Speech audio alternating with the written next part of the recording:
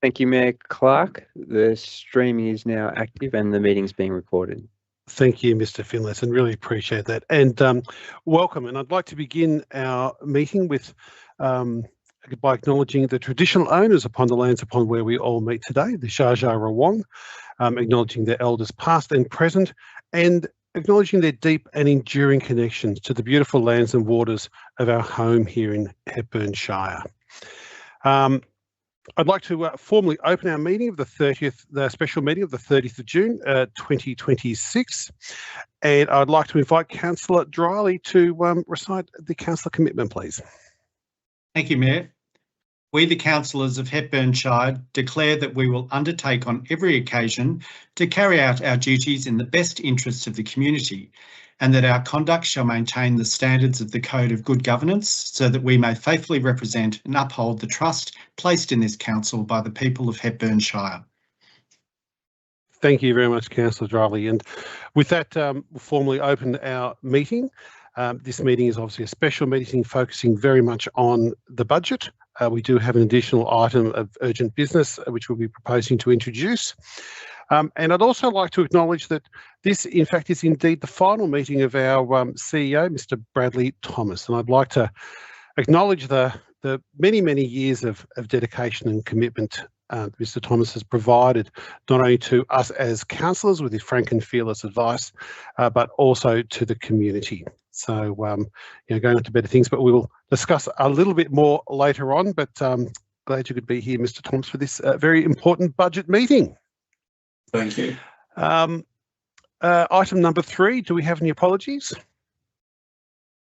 Just through you, Mayor, no councillor apologies, 2 officer apologies. So Brooke Holmes is an apology. Mr. Bruce Lucas is as well having some internet difficulty, so he may join the meeting throughout. Great, thank you very much. Item number 4, any conflicts of interest, councillors or officers? No, I believe that's fine. Thank you so much all.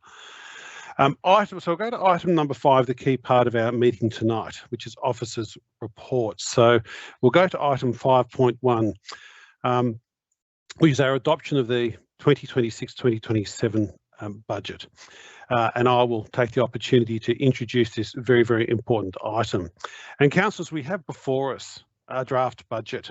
And under section 94 of the Local Government Act 2020, we're required to adopt a budget outlining how council plans to fulfil its obligations to manage assets, provide services, and collect revenue.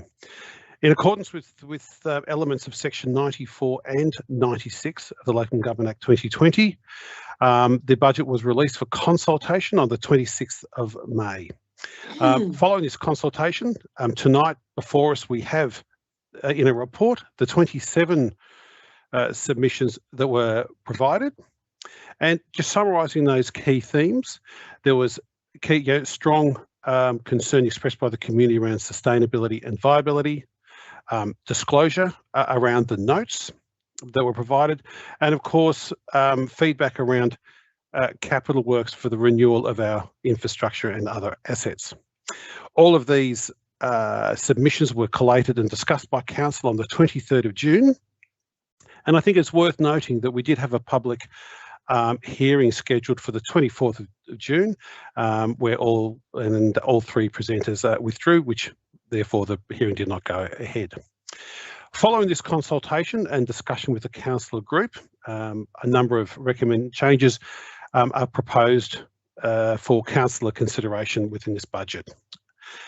These include the advanced receipt of 85% of the Commonwealth Financial Assistance Grant in the form of $5.5 million, updating budget to align with the increased depreciation projections of $2.6 million, $2.5 million, looking to include an additional $80,000 for the provision of a grants officer, update the human resource projections, the long-term projections to align with the 26-27 budget projections, include additional commentary around the capital works program, include sensitivity tables around cash flow and other receivables, and additional commentary around the swimming pools.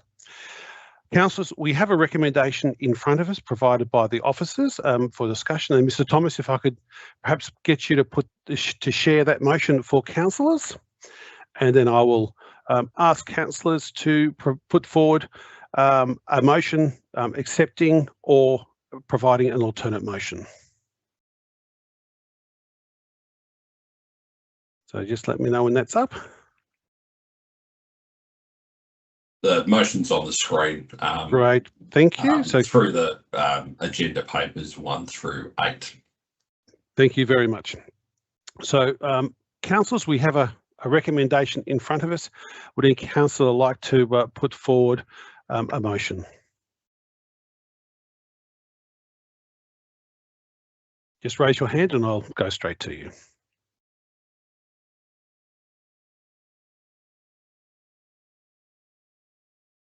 I'll let you read. Remembering, councillors, we're using the Teams raise your hand item. Yep. And we'll take the motion back down now.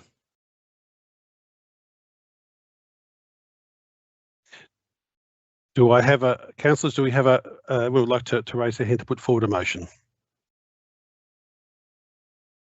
Through you, Mayor, Councillor Hewitt is trying, but hasn't been successful. I can is that true, Councillor Hewitt? Are you trying? I am trying, Mayor. Sure. Feel free to verbalise. If the technology fails, the technology is causing me some problem at the moment. In fact, I can only see you at the moment. But I'm happy to move the officer's recommendation. As provided? As provided on the screen. I'll keep trying to get everybody back. Okay, thank you. While you're enjoying your technical challenges, do I have anyone who would like to second that motion? Yes, please. Thank you, Councillor Hockey. We'll declare that motion live and open. Councillor Hewitt, would you like to speak to the motion? And councillors, just for information, understanding the importance of this particular item and of course our agenda, I'll be providing a little bit more flexibility in terms of our speaking time, so happy to provide up to, but no more than 5 minutes. Thank you. Mayor, just a matter of clarification, do you want me to speak to it at the moment or ask questions first, now that there's a motion on the table? No, if you could speak to it, and then we'll provide the opportunity for questions and amendments, speaking against, etc. after. Okay, thank you. Councillors, I'm pleased to, or prepared to move the officer's recommendation. I think it's reflecting the work that's been done by members, by the councillors, by officers, and take the opportunity to thank the officers for their work on this. I note that in the report, and as in response to the community feedback, there have been a number of changes which make it easier to read. All the facts and figures are there, and I think that the community will be aware that this is only the second year of our long-term financial plan, where last year we applied for an increased rate cap, and we've done a lot of work to put the council in a more financial position.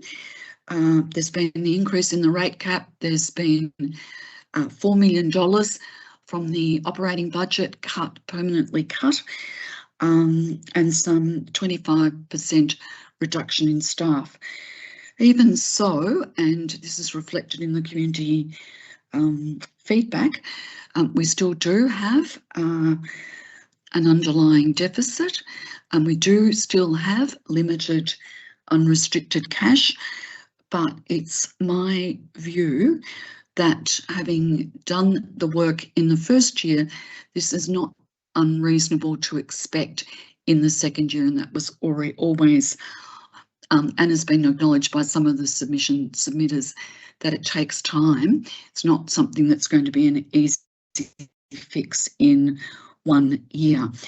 There have been some changes that perhaps I'll refer to later when I get to speak again to the motion. Perhaps I'll do it now. One of the things that stands out for me is the recognition of the impact of gender and the comment that's in the report, and I thank officers for this, that there's an acknowledgement that, because I've been going on about it for 4.5 years, there are some gaps in the data, and there's a commitment in that, and the approaches we use to make it different so that we can better understand what the differential impacts are. There's been on paper, a new deficit of $6,179,000, and that's because the federal government produced or gave us their grant in this financial year, and so it looks like there's a huge deficit projected, but it's a matter of timing.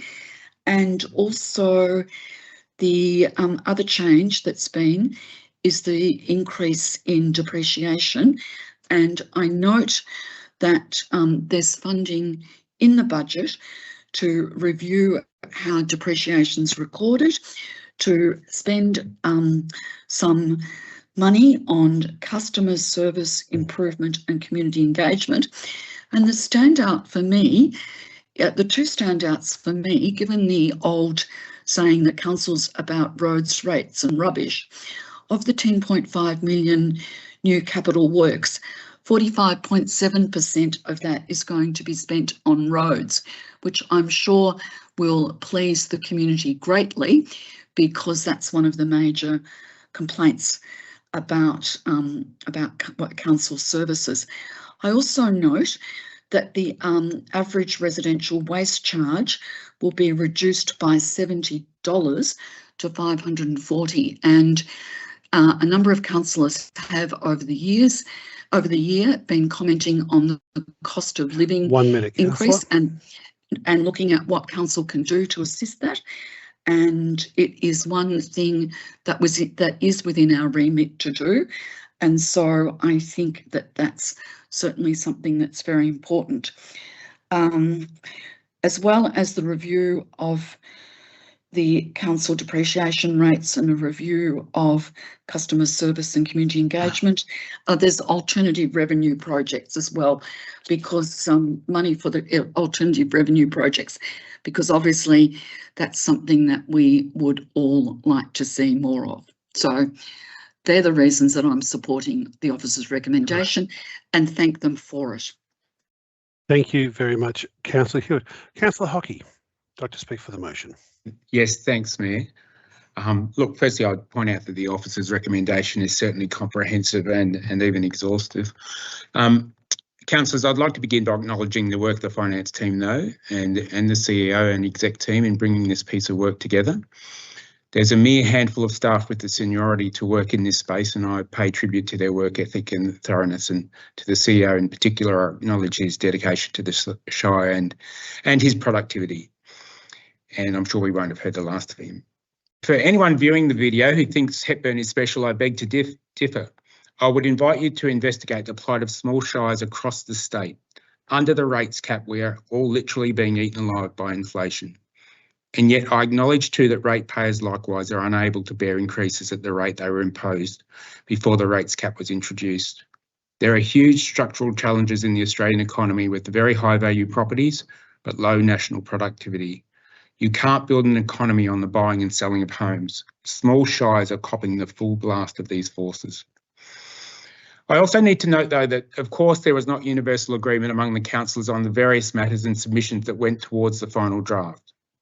Some of the public commentary which frames the council as an amorphous mass misunderstands just how fraught the process is and how rarely the present 6 councillors agree on any one thing.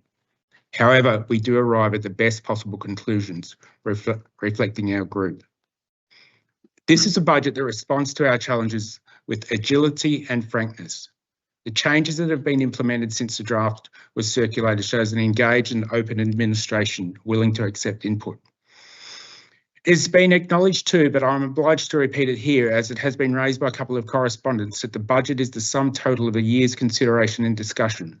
It is not the distilled outcome of the community consultation that follows the release of the draft. That is just one point of input among many. But I do acknowledge the work done by community members to contribute, and especially from the Trentham community, who seem particularly engaged this year. Just to note too that a couple of correspondents in recent weeks pointed to the ESC urging the council to complete more work to set us on a more sustainable path. It's important to understand that more work in this sense can only mean less staff and less services. There is no more fat to trim, and yet this work continues each year, bit by bit. Finally, I would like to point to the need to look to the silver lining in all of this, a little along the same lines as Councillor Hewitt. A common refrain I get from ratepayers is that we should stick to the basics. Roads, rates and rubbish, as the saying goes. Under the current pressures, your local council, wherever you are, will be obliged to do less. This is a reality we're all struggling to come to terms with. Compounding this problem is that it is occurring at the very time our assets are needing more and more attention. Local government is where we all live and work, and it is up to all of us to demand that it takes its place at the centre of thinking of our state and federal representatives. So, Mayor, I'm more than happy to support the officer's recommendation and pass it back to you. Thanks. Thank you very much.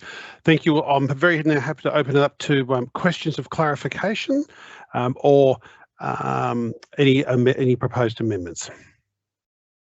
Councillors.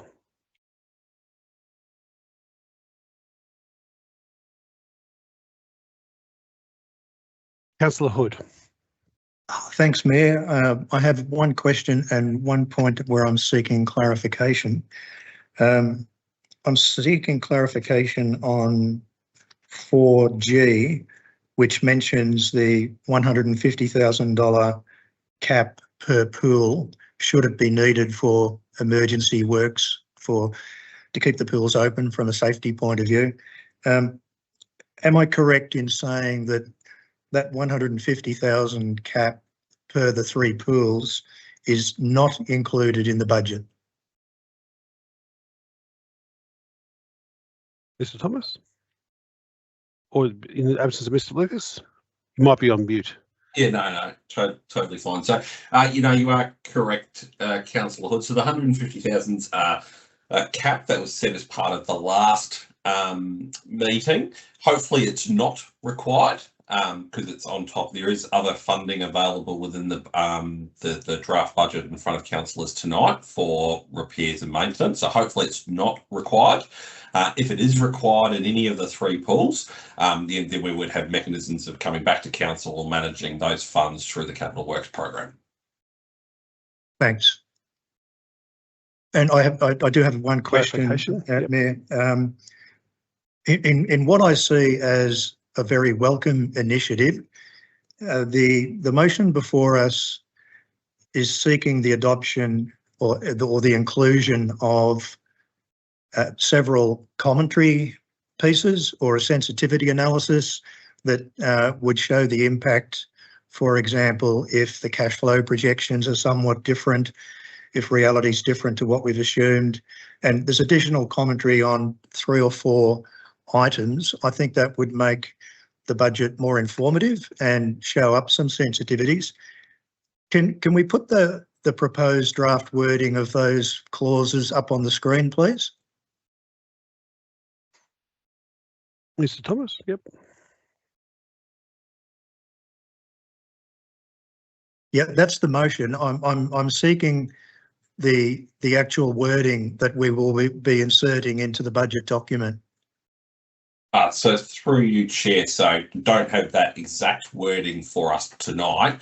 We're waiting for council to make their conclusions and adoption of the budget tonight, and officers will update that commentary tomorrow and over the next couple of days and provide an updated version of the budget. You can see there's considerable changes, particularly because of the grant funding. that's come forward. So we'll go through and update the budget and the numbers and include that commentary and have that up hopefully by the end of the week for community. Bless you. Right. Okay. Understood. Okay. Thank you, Councillor Hood. Councillor Drylie. Thank you, Mayor. One of the submissions was inquiring about the workforce planning table, which shows arguably a no reduction in the staffing, and but yet they're showing that there is a potentially a reduction from 44.9 full-time staff to 30.6 full-time staff in 2027. And I'm just wondering if you could explain how that's how the claim that there's no material sort of reduction.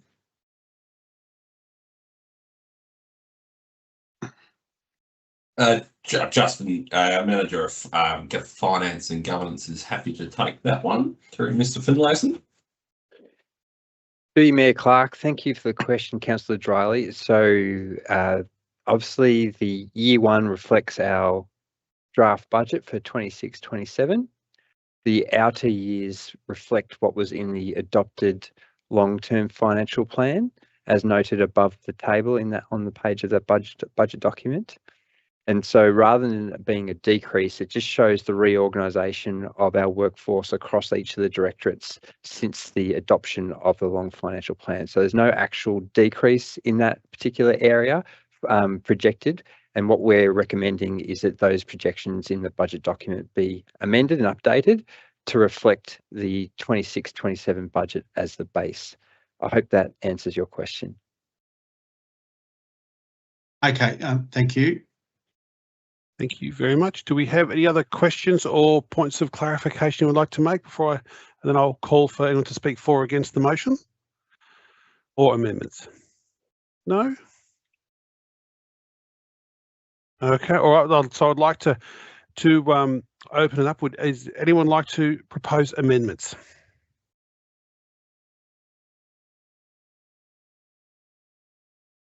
No? Would anyone like to speak for or against the motion?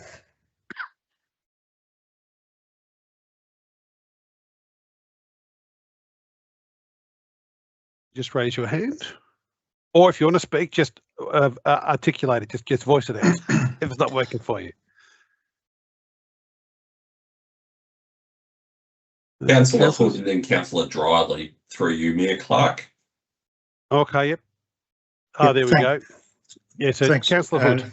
Thanks, Mayor. Councillors, I will briefly outline 6 factors which prevent me from supporting what is proposed to be the 26-27 budget. Firstly, in the first year following the 10% rate variation approved by the Essential Services Commission, and following on from $45 million incurred as underlying deficits in recent years, Council is again choosing to budget for an underlying deficit, in this case $599,000. The opportunity to retain waste charges at 25-26 levels has been bypassed. Keeping those charges at current rates would wipe out the deficit and prevent a $333,000 deterioration in the waste reserve. That no other cost reductions were considered in order to avoid a deficit does not, in my view, demonstrate sound financial management. I cannot support a budget that projects an avoidable underlying deficit. Point number 2, 15 of the 16 planned initiatives involve additional expenditure. Only one may lead to cost savings. This is another missed opportunity and an approach that will not minimise the projected deficit. The poor results in the Community Satisfaction Survey demand a renewed focus on the delivery of core services, almost to the exclusion of everything else. Point number 3, the all-important assumption driving cash inflows is set at an ambitious 97% of the current year's rates income. That rate may prove to be achievable, but what is far more problematic is that the existing backlog of unpaid rates, over $3 million, is not projected to decline. There is no cash flow associated with that aged debt, and that indicates the absence of a strategy to address the problem. Point number 4, the budget will indicate a $2 to $3 million per year shortfall between the cash available for renewal works on existing assets and their rate of deterioration. In other words, council can't keep pace with the usage of those assets. This poses a new and emerging risk, and along with no capacity to construct new assets, no capacity to co-contribute to grants, and limited capacity to fund disaster recovery works, raises very serious questions about council's financial sustainability. This should add a sense of urgency, decisiveness and focused priority setting. One of the more imminent casualties may be the Shire's 3 swimming pools, as the end of their useful life is fast approaching. Point number 5, capital expenditure in 25-26 is overstated by at least $5 million. CapEx for 26-27 is correspondingly understated, and the completion KPI is therefore distorted. Projections for capital works committed to us in the plans and budgets and relied upon by residents should be credible. Point number 6, the process undertaken by councillors to develop the 26-27 budget is not compliant with council's own policy, the Local Government Act requirements and council's own promises on deliberative engagement. The budget process and its timing must be overhauled. Genuine and timely consultation with the Shire's communities must be instilled into the budgeting process. The feedback received from community members indicates that the draft budget was not aligned to their expectations. Councillors, there are several other factors in the budget that I find concerning, but time won't allow me to critique them now. Which brings me to the showstopper, and I will correct a statement that was made earlier, because the budget is not before us. On numerous occasions through my 6 years as a councillor, I have heard the retort that we can only deal with what is in front of us. Well, we do not have a budget in front of us. The Local Government Act stipulates that the budget must include financial statements. We do not have an income statement in front of us. We do not have a balance sheet. We do not have a cash flow statement or a statement of capital works in the report before us. They are all missing. They are yet to be prepared. In exercising our obligations to prudently manage council's finances and to ensure its viability, we cannot adopt a budget that is missing those key elements. Should a number of changes be made to the draft budget, we do not have amended financial statements before us that would disclose the effect of those changes. I cannot support a budget document sight unseen. In a similar vein, the proposed and welcome sensitivity tables and explanatory notes on cash flow, CapEx, pools and renewal capacity are yet to be drafted. I respectfully suggest that we should not adopt proposed tables or notes that haven't yet been drafted. It is clear that officers should be given more time in order to prepare the budget's financial statements and notes. We simply cannot adopt a budget sight unseen. Before making any decision on its adoption, we must have before us the necessary financial statements and notes. In any event, the budget has an avoidable underlying deficit. There's no plan to reduce aged debt. There's scant detail on legal liabilities. There is no funded response to known infrastructure failures, and a proposed depreciation methodology may narrow the financial gap on paper while conditions on the ground worsen. That's not a budget that meets transparency standards that the community was promised following the 10% rate increase. Nor does it sit well with a council plan that speaks of resilient communities, inclusion, and an informed and engaged public. Thank you, Mr. Mayor. Thank you. And before I go to Councillor Dryly, so Councillor Hood, are you stating or suggesting that we are in breach of the Act? Effectively, yes, because we don't have financial statements in front of us, and the Act is explicitly clear in 94(2)(a) that the budget must include financial statements. Now, we have a draft set from weeks ago that were only endorsed for release for public consultation. They weren't adopted. We have a proposed number of changes in front of us in this report, some of which I'm comfortable with, but we do not have a budget in front of us. And in fairness to officers, they need probably just a few days to complete those statements and the explanatory notes that have already been mentioned. Mr. Mayor, I would rather we be a day or two late and apologise to anybody, if at all relevant, for being a day or two late and having the budget complete and before us, rather than rush something through because today happens to be the 30th of June and the Act says you should have a budget in place by the 30th of June. The officers have done a mountain of work on this. They are guided by the councillor group. And, well, quite frankly, given that those notes and the statements aren't there, they need a wee bit more time to get them finished. Because if anybody asks us at the moment, we don't have a document in front of us that we could say that's the budget that we adopted. Okay, thank you, Councillor Hood. So, Mr. Thomas, Councillor Hood has raised an issue around technical, in interpretation and technical interpretation of the Act. Can you provide Councillor some advice? Yeah, thanks, Chair. So I can assure councillors and community that the way we've processed things is fully compliant with the Act. So the resolution is in the way the officers put the resolution forward and was raised by Councillor Hewitt and then seconded. It adopts the budget as advertised with those changes. It's very common practice to have a number of changes through the community consultation process, not to physically update the document. So all of those income statements, balance sheets, cash flow are fully compliant. That is the document that councillors endorsed with these changes. So it's an administrative component to update, fully compliant with the legislation. Mayor. Thank you very much, Mr. Thomas. All right, Councillor Dryly, you've got your hand raised. Thank you, Mayor. Mayor, councillors, officers and members of our community, I want to begin by thanking everyone who took the time to make submissions on this year's budget and to the many staff who have diligently worked away at it for several months. Some of the feedback was difficult to hear, but it was thoughtful, constructive, and in many cases, I think it was right. Submitters questioned our leadership, our financial assumptions, our engagement, the impact of staffing reductions, and whether this budget really reflects the values we hold as a council. They also raised concerns about accessibility for people living with disability, the condition of our community assets, pedestrian safety, the assumptions underpinning this budget, and whether the community has generally been heard throughout this process. There are also concerns about ability to meet our capital works commitments. I think we have to take these concerns seriously. I acknowledge that Hepburn Shire faces genuine financial pressures. We are a small rural council with a limited rate space, hundreds of kilometres of roads, ageing infrastructure, growing climate risk, increasing insurance costs and rising expectations from both the state and federal governments. These challenges are real.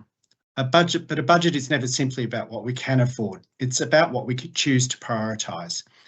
And the answer cannot simply be to pass more burden onto the people and community groups least able to carry it.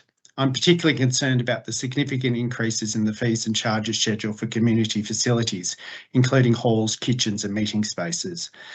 These are not just rooms on a spreadsheet. They are where volunteers prepare meals, community groups meet, fundraisers are held, support services operate, children's activities take place and neighbours come together. They are the places where social connection is built and where some of the most vulnerable people in our community find support.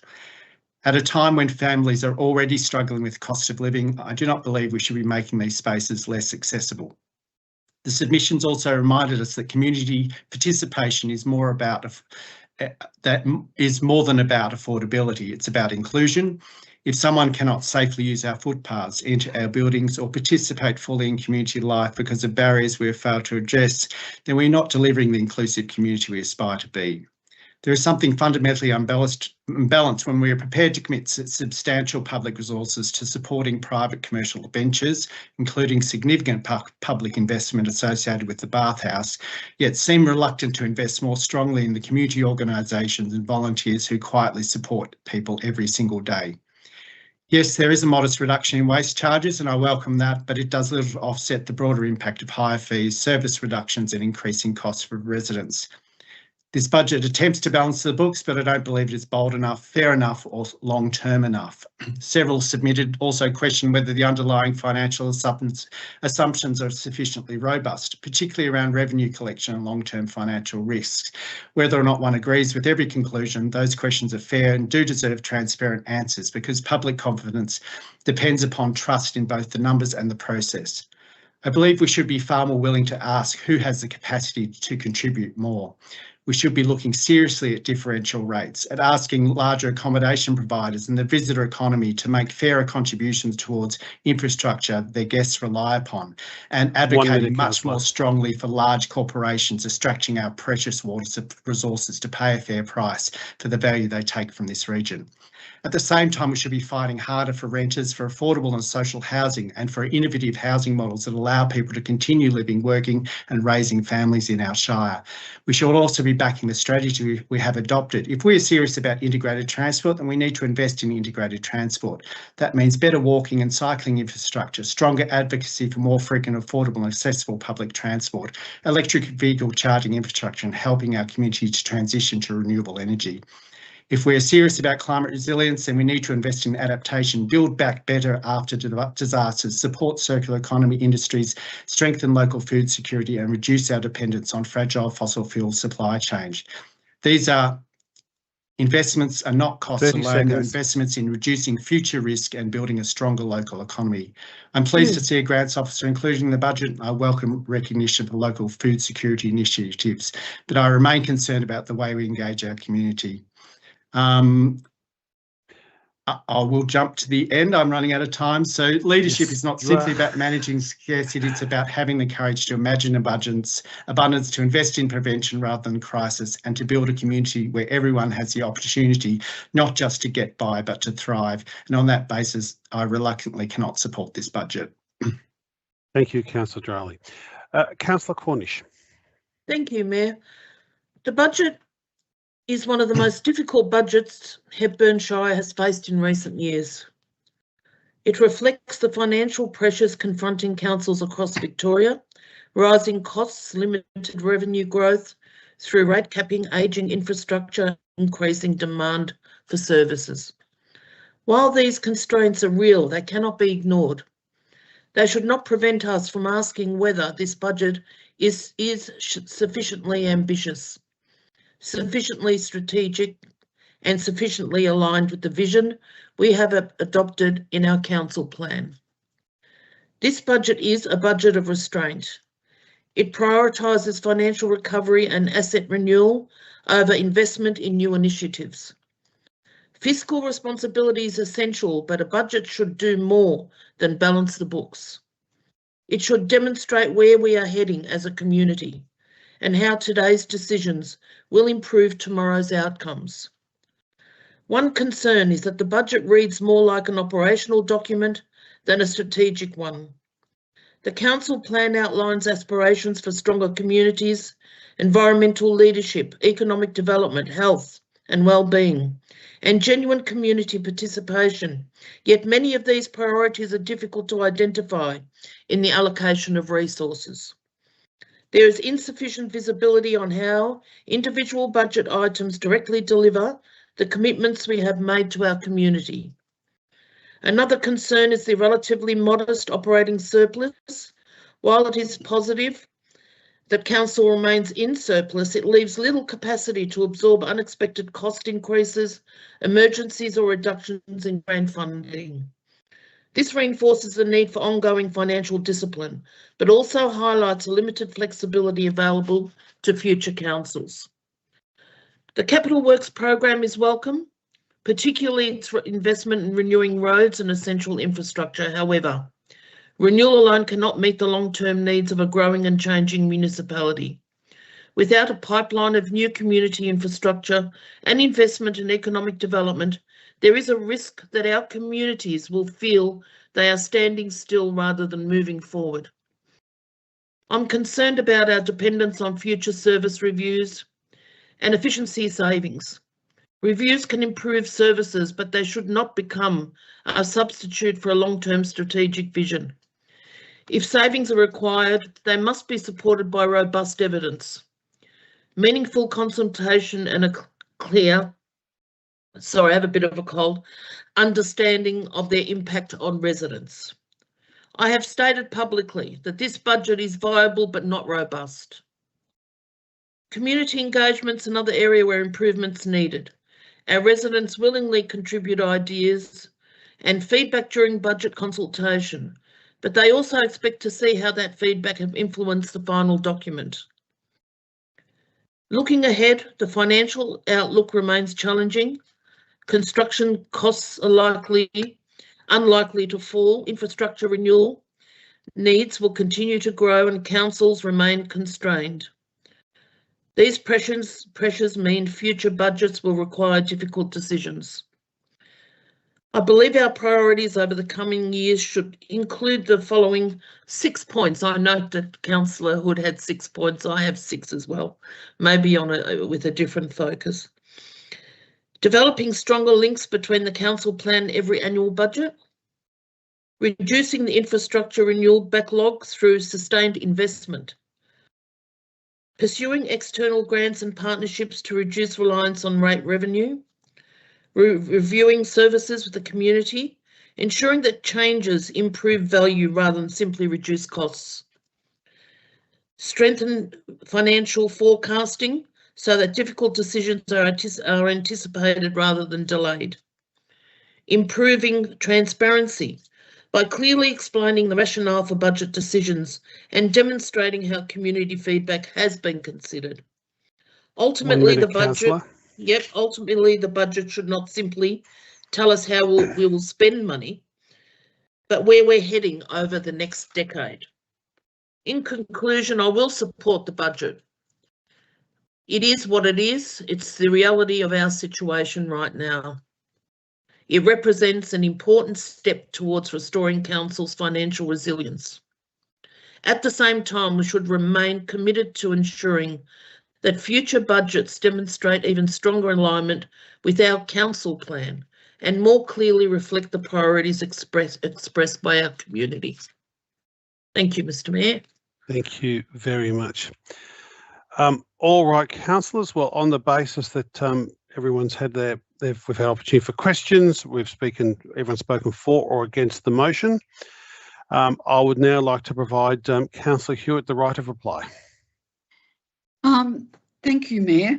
And I'll start by noting that those who are listening to the budget will have observed Councillor Hockey's very valid point that as a group of councillors, we've spoken about this, worked on this, developed this, and have come to different conclusions about the budget that's presented before you.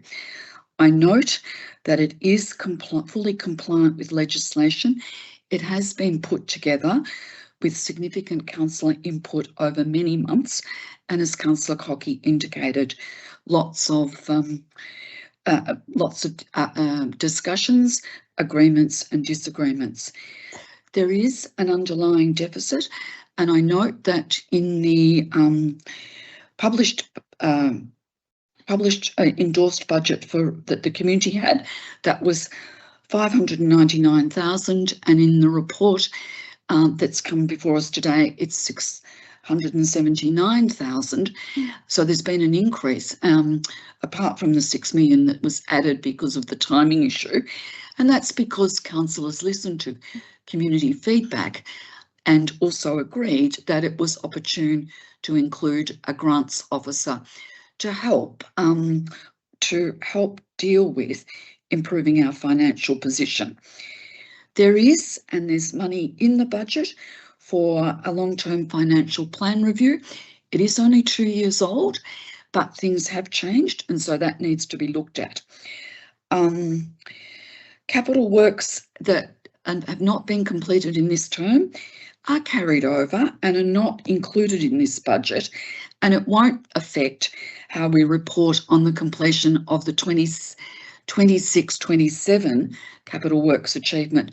And I might note that the way that's been handled in the budget is consistent with how it's been reported for many years and under multiple mayors. I think that it is a budget and that should be supported. And as Councillor Cornish has indicated, it's a doable budget, but not robust. And I commend those community members who, with their feedback, which you will see has been incorporated around the sensitivity analysis, around increased commentary, and hopefully that will help people understand better what we're doing and what's been committed to. 1 minute, Councillor. That's I just finally, many of the community members referred to the issue of the bathhouse, and Councillor Drylie did as well.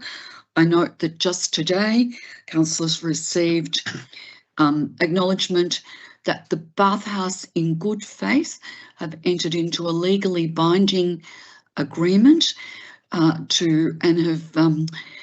paid in, have provided considerable amount of the amount owing, and I thank them for that and acknowledge the officers, Mr. Lucas and Mr. Thomas, who've worked diligently to get that outcome, and do so in ways that perhaps many of the community don't see, or don't actually know what, or don't understand what goes on with that, and perhaps councillors don't either, because that's an operational matter. So thank you to the officers, thank you councillors for all the work you've put in, and thank you for the community. And again, I urge you all to support this budget. Thank you very much, Councillor Hewitt. With that, I will now ask councillors, and I will call for a vote on the proposed motion. I'll get all those in favour to raise their hand. Councillor Hewitt, Hockey, Cornish. And my hand's up too. Oh, and Clark. Sorry, I couldn't see your hand there. Councillor Clark. Yep. So Councillor Hewitt, Hockey, Cornish, Clark. No worries. I'll call for those against. Hood and Drylie. Thank you, councillors. I will declare that motion carried. And I think and thank you, councillors. And I would just like to take a moment to just put my own views on the table. One of the challenges as mayor is you don't get to participate in the debate. And I think it's really important that we acknowledge the many challenges and many difficult decisions over the last couple of years, and we shouldn't forget, where we've come from. And I think understanding that, council has reduced its operational expenditure by $4 million. We have reduced our staff by 25%. These decisions, in my view, have been responsible and strive towards sustainability. So I think it's important, and what I hear is a clear willingness and desire to reach that sustainability. The challenges, and I think some of the debate and disagreement occurs on how we go about doing that, and that's healthy and that's positive. I think, however, all these changes, important we don't forget, these changes come at a cost. This is a cost to services. It's a cost to how we do those services. And the other important part is a budget is just a reflection of people. Numbers are numbers. They're not real. They're not people. The numbers measure what we actually do. And I think it's important that we always have to come back that change just doesn't happen straight away. It takes time because we've got to bring people along the journey. That's community, that's staff, that's us as councillors, that's everybody. We've started our journey, and I think it's very clear we have a long way to go. And I've supported the budget because I believe it represents a responsible step forward. We have more steps to take. There is no question about that. And I believe we're on the right path. And I do commend officers for all their work. I commend the councillors for all their hard work too, and in the challenging environment. I am also very keen to see a change in the process as we move forward, as mentioned by a number of councillors, in how we do things, starting the process earlier. And I look forward to planning that for the future budgets coming ahead. And thank you very much. Well, that summarises my thoughts. All right. So thank you all. We'll move to item number 6, and this wasn't included. So councillors, we need to go through a 3-part process for a number of reasons. This is a special meeting. So first of all, we need to gain authority of council to adopt a new item. So councillors, we have an urgent item that's arisen since the distribution of the agenda. Under Division 117.4, we must unanimously agree to adopt a new item in the agenda. So councillors, I'm in search of the motion. The motion is the council resolve to admit the not on the special meeting agenda in accordance with Division 117.4. What do you want, councillors? I'll just quickly go. Someone like to verbalise this, because I can't get into my little thing because I'm on the agenda. Would you like to raise that motion? Thank you, Councillor Hood. Would you like to second that? Yeah, Cornish. Thank you, Councillor Cornish. I will put that straight to the floor. All those raise your hand. Is that a unanimous vote, Mr. Thomas? Yeah, it's a unanimous vote, Mayor. Thank you very much, councillors. Now we need to move to the second part. I now need a motion to insert a specific item. And the motion is the council resolved to admit an item relating to the temporary appointment of an independent chair of the CEO Remuneration Committee in accordance with Governance Rules Division 3, item 26. Okay, now I'll go through the reasons. Councillors, do we have a motion to put that forward? Cornish. Thank you, Councillor Cornish. You would like to second that? I'm happy to second that one. Thank you, Councillor Hood. All those in favour? Pass unanimously. Thank you, councillors. Okay, we now have an item in front of us and we have a report. And Councillor Cornish, if I can please ask you to introduce the report. Thank you, Mayor. The resignation of the Chief Executive Officer necessitates the urgent commencement of processes associated with the appointment of an interim Chief Executive Officer and the recruitment of a permanent Chief Executive Officer. The CEO Employment and Remuneration Policy establishes the CEO Employment and Remuneration Committee and provides for the appointment of an independent member to chair the committee and provide independent professional advice to council regarding CEO employment, remuneration, performance and recruitment matters. Following the resignation of the current independent chair of the CEO Employment and Remuneration Committee, Ms. Teresa Grove, council currently has a vacancy in this important governance role. At a time when council is required to undertake significant CEO-related decisions, including the appointment of an interim CEO and commencement of a permanent CEO recruitment process, it is considered critical that independent oversight and expertise be restored without delay. It is proposed that council appoints Ms. Rebecca McKenzie as temporary independent chair of the CEO Employment and Remuneration Committee for a period of 6 months or until a permanent appointment is made. May I add there, until a permanent CEO appointment is made. Ms. McKenzie is a former Victorian Local Government Chief Executive Officer and brings significant experience in executive leadership, governance and organisational management. She currently serves as an independent member on a number of local government audit and risk committees, including Hepburn Shire, and CEO Employment and Remuneration Committees, providing strategic advice and oversight in relation to governance, risk, executive, performance, remuneration and CEO recruitment processes.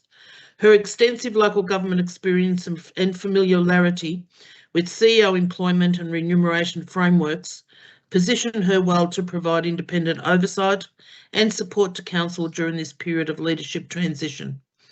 The temporary appointment will provide continuity of independent governance oversight and support council to undertake the required CEO transition activities in a timely, transparent and robust manner. Thank you. Thank you very much, Councillor Cornish. So, councillors, we do have a recommendation. Mr. Thomas and Mr. Finlay, so can I ask perhaps if you can just put that the officer recommendation up on the screen for councillors to review? And just let me know when that's there. So, council, I'll just give you a quick moment to review.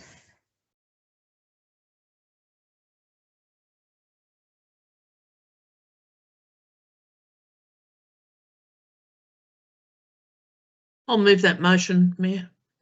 Okay, thank you. All right, I would like to second that motion. Yeah, I'm happy to second it. Thank you, Councillor Hood. Would you, Councillor Cornish, do you want to speak to the motion? I'll just very briefly, I mean, in the introduction, most of the points were raised. This is primarily a motion to support councillors as we travel through a process, a very important process, and one of the most important that councillors will travel in their time as councillors, and that is recruitment of the CEO. So it's important that we get it right. It's important that we follow a transparent process and that we receive support as we travel along the way. So basically that's it. And I'm confident that we will have a very good, clear process travelling through here. Yeah, I don't have anything else to say. Thank you very much. Councillor Hood, I'd like to speak to it. I'm happy to endorse the motion. We are indeed fortunate to have Rebecca McKenzie available to us, and I'm sure with her expertise, she will assist us greatly. Right, thank you, Councillor Hood. Any questions from any councillors? No? Okay, well, would anyone like to speak against? I assume we're fine. All right, councillors, I might, we'll put the motion to the floor. All those in favour, raise your hand. Passed unanimously. Thank you, councillors, really appreciate it.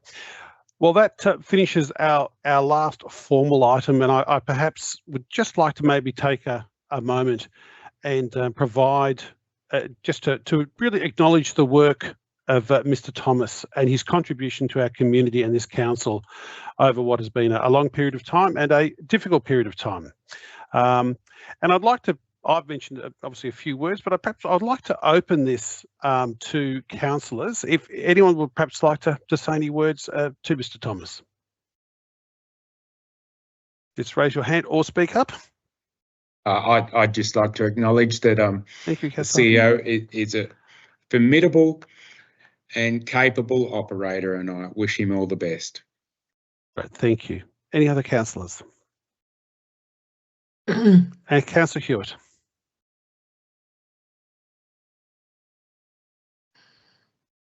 Councillor Hewitt. Yes, Mayor. Yes. Yeah, I'm happy to. I'm slow to change the tech issues today.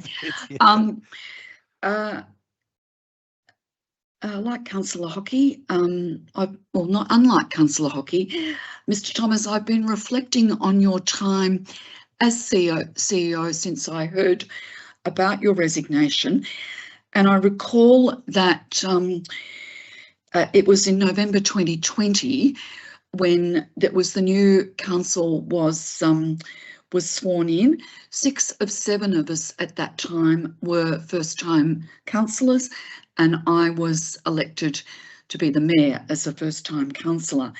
It was only 6 weeks later that the then CEO resigned under circumstances that I totally supported and acknowledged and accepted.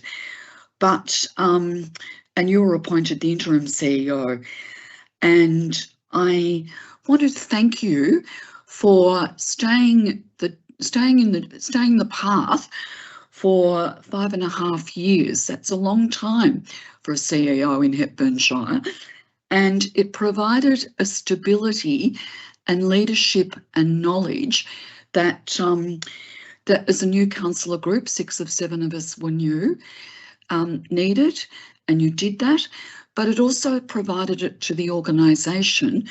The the immediate CEO had only been here for 17 months, and that followed a really difficult time for staff and officers and the community. And I think that you brought a level of stability and integrity and emotional intelligence to it that was needed at the time, and I thank you for that. I know that not everybody has agreed with you. I know myself that I've sometimes had arguments with you and you haven't always agreed with me, but I do acknowledge that I was always able to do that in a way that maintained the relationships. It's a difficult job being a CEO of a council where people's expectations are much higher than what our resources are, as other councillors have indicated in the budget debate. And you have overseen a number of initiatives, including the rate cap increased, as an including a restructuring, that for some people meant that that they didn't that a negative view and impression, but your leadership enabled us to be in a better position. And just for everybody, Hepburn Shire's financial position just didn't start this year or 5 years ago or 6 years ago. Back in 2008, we were identified as a council, one of the number of councils who were going to have financial sustainability issues. And I would have to say that perhaps those issues were not taken as seriously throughout those years as they might have been. Anyway, without further ado, I wish you all the best with whatever, wherever your path takes you now. And thank you. Thank you, Councillor Hewitt. Any other councillors? No, perhaps Yep. Mr. Tom. Oh, sorry, Councillor Hood, was it? Yes, I was Yes. just going to extend to Bradley best wishes for your future career endeavours, whatever they may be. Thank you very much. Councillor Drowley. Yes, similarly, I wish Mr. Thomas all the best for the future, and while I acknowledge that we've had some significant differences in opinion along the way, that I think we both agree that the importance of democratic civil spaces, robust spaces for debate, and the importance of having that council where we feel like we can participate and together and progress our communities in a constructive and progressive way. And I really respect the spaces where I've had an opportunity to both learn from my mistakes and to acknowledge that we all need to find ways to work together and to meet people where they are, but also to challenge ourselves to change and to grow along the way in this massive beast of being in local government, which requires so much in terms of our both our mental and physical resources, and at the moment just the incredible challenges that we're facing externally from less democratic spaces, particularly on social media, and the need for the presumption of innocence and not to be trialled online unfairly, and that there are spaces there that are incredibly challenging, and that people don't deserve the judgment that comes from those spaces that are controlled in ways that are beyond us. So as others have mentioned, I do wish you the best for the future. Thank you, Councillor. And Councillor Cornish. Well, Bradley, it's been only a short time, not long enough, I don't think, but as I've grown into the role here at Hepburn, which is very different to Metro Melbourne, I must say, you are the 6th CEO I have worked with and the one that's lasted the longest out of all of those 6. You've got a commitment, it's palpable. I can stand back independently and look at you as a person and as a CEO and be confident in saying that your commitment to Hepburn Shire is 100%. It's like a real love of the Shire, and I could feel that. Your attention to detail, your interest never wavered, not once, in Hepburn Shire and its people. Now, you've also a man of priorities. At the moment, I can only assume you've prioritised your family and yourself, and you're very good at doing that. And I've got to commend you, because that is a decision that is very, very difficult to make, especially when you're engrossed in the issues that you are engrossed in at the moment and the commitment that you have. So it must not be easy for you. So I understand that. I commend you.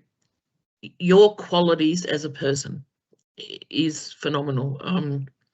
Your commitment is something that I've focused on. And as a newcomer, you know, I have nothing else to go by but what I've experienced.